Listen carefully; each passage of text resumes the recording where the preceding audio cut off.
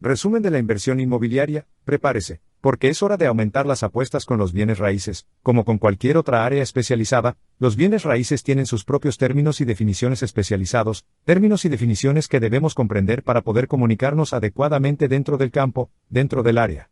Vamos a empezar con algunas definiciones básicas, definiciones de las que puedes encontrar más información en Investopedia.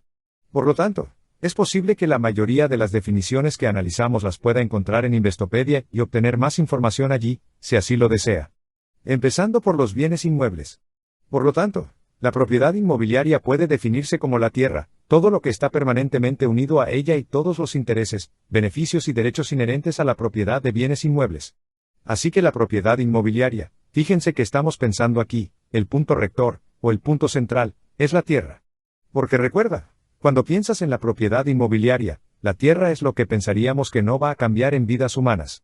Va a ser el componente más constante de los bienes raíces, todo lo que ponemos en la tierra, a pesar de que vamos a poner cosas que podrían ser estructuras permanentes, como edificios y casas y demás, que son mucho menos permanentes que la tierra. Podrías quitar el edificio de allí. Puedes demoler el edificio. La tierra todavía va a estar ahí, así que ese va a ser el tipo de componente de anclaje. Generalmente, en nuestra mente, estamos diciendo, está bien, tenemos la tierra, y luego tenemos todo permanentemente unido a ella. Lo más probable es que las cosas que pensemos que están permanentemente unidas a él serían algo como el edificio, como una casa, o alguna otra estructura junta a él. Y una vez más, a pesar de que lo llamamos permanentemente unido a él, eso significa que no podemos mover fácilmente la casa, por supuesto, pero no significa que no podamos, ya sabes, despegar la casa. No podemos destruir la casa, demoler la casa y poner algo en la tierra. Siendo la tierra más constante. Entonces, cuando pensamos en bienes raíces en términos de una casa o algo así, por lo general pensamos en ellos como una unidad.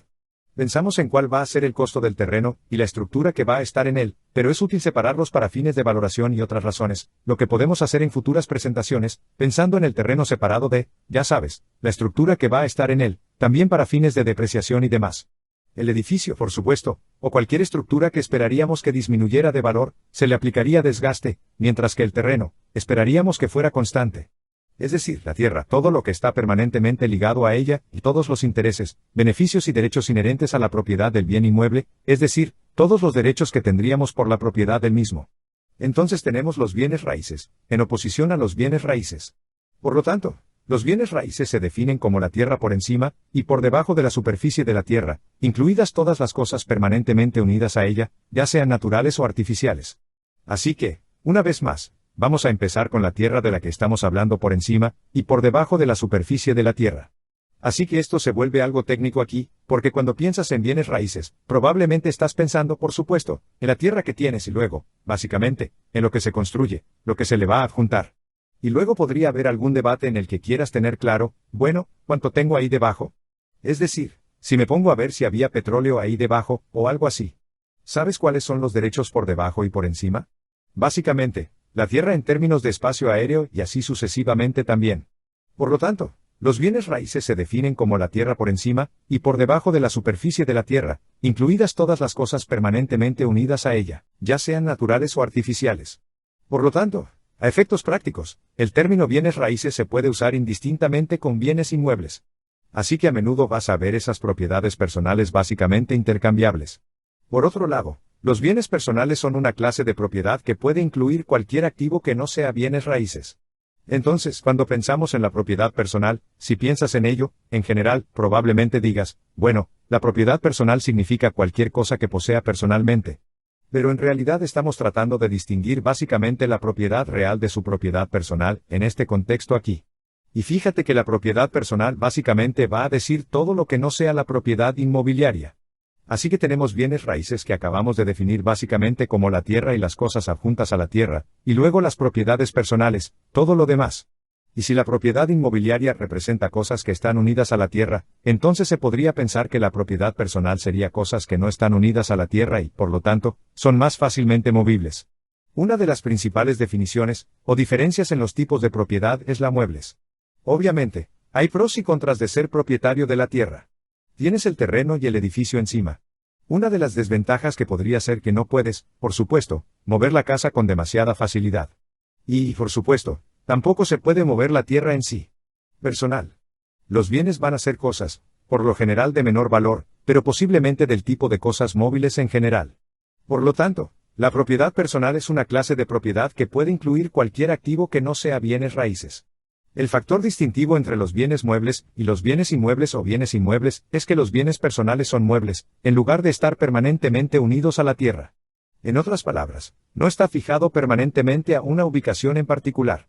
Además, por lo general, no se grava como una propiedad fija. Así que hablaremos más adelante de los impuestos. Pero obviamente, cuando se habla de la propiedad grande, como la casa y la tierra, etc., la propiedad fija, hay diferentes impuestos sobre la propiedad, impuestos que se le podían imponer, luego la propiedad personal, el tipo de propiedad móvil.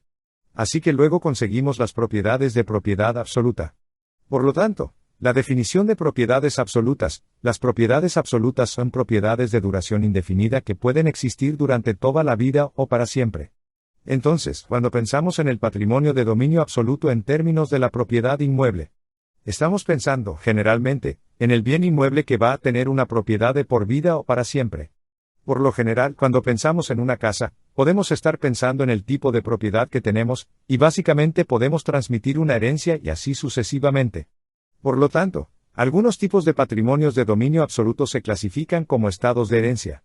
Los estados continúan más allá de la vida del titular, y descienden a sus herederos vivos al fallecer, de acuerdo con el testamento o por ley, ese tipo típico de hogar que podría ser la forma en que generalmente pensaríamos en una situación estándar, en la que sabes que eres dueño de la casa, la transmites al morir con un testamento o por ley. Otras herencias de dominio absoluto se denominan herencias, no herencias o herencias vitalicias.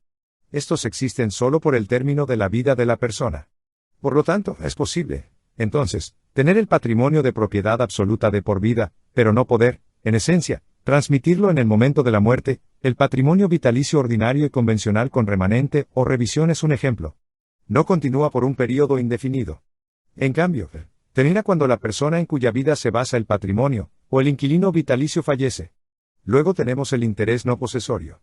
El interés no posesorio, el derecho a usar o restringir el uso de la propiedad inmobiliaria o la tierra de otra persona, y esto puede ser el resultado de, por ejemplo, un contrato de arrendamiento sería uno de los ejemplos comunes que primero vendría a la mente. En algunos casos, el interés no posesorio proviene de un contrato voluntario entre dos partes, como en el caso de un contrato de arrendamiento, por lo que una persona básicamente arrienda el uso de la propiedad a otra persona. Otras veces, el interés no posesorio ocurre debido a una orden judicial, como un gravamen contra la propiedad. Entonces, si hay una orden judicial que pone un gravamen contra la propiedad, entonces también podría terminar en esta situación, donde otra persona tiene el derecho de usar o restringir el uso de la propiedad inmobiliaria o la tierra de otra persona. Por ejemplo, se puede presentar un gravamen fiscal federal ante un tribunal del condado en el que se encuentran los bienes raíces de un contribuyente moroso.